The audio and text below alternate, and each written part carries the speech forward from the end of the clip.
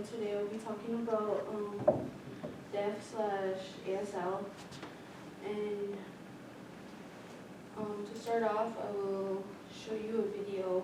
I have two family members in my family that are deaf, and this is Scott. So I'll show you.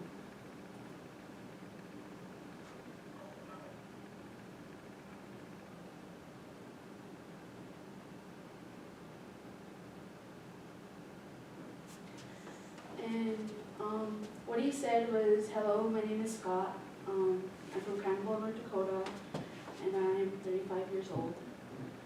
And the other member of my family that is deaf is my niece Honey. She is 8 years old, and I'll show more as it goes on. It says the definition of hearing loss is when hairs or nerve cells in the cochlea are damaged or missing, electrical signals aren't transmitted as efficiently, and hearing loss occurs. According to Ruth Morgan, it is said that the deaf people do not focus on their hearing loss or impairment. They use sign language as their first language and access the hearing world using sign language. People who are deaf. Deaf children are generally born to hearing parents. Might be in the genetics. Hearing impairment also comes with the aging, so you can get deaf as you grow older, or from injuries to your head. Some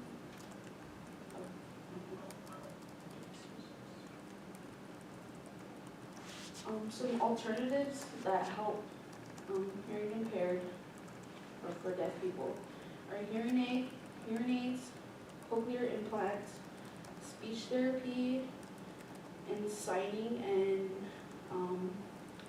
there's school for deaf. And this right here is my niece, Honey. She has the hearing aid. They both have hearing aids, and this is a cochlear implant. It's where you go through surgery and you get an implant in your head that sends signals. So it's the same. And right now, Honey is attending NDSD, which is North Dakota School for Deaf, and Scott graduated from there in 2008.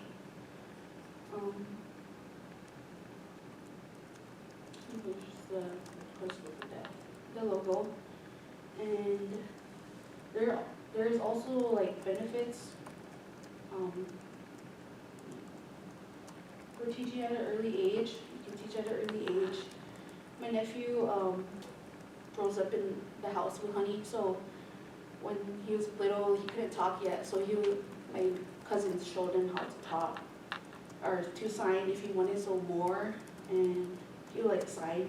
So if he was still hungry, he would say more, or to eat. And Lori H. Nelson said that teaching children who are hearing sign language, it helps them with earlier communication, which helps with language development, and they are able to understand more than they can verbally express. And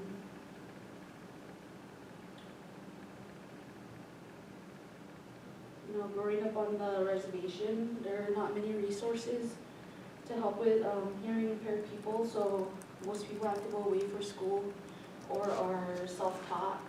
So my mom is, dealt with him his whole life, so she's kind of self-taught. We read him, and he reads us, so we're kind of a self-taught family. Another one is emotions. Emotions for like deaf or hearing impaired people are not very different.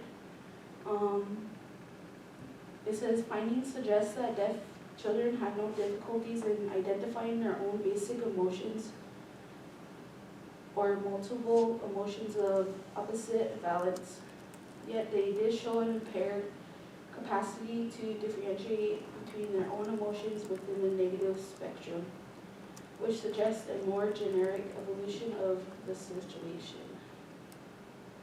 And then here I put a alphabet, so me, I wish I could I'm not as good of a learner as my family, so most of them know how to sign better. For me, I can spell my name, so Brashel. That's for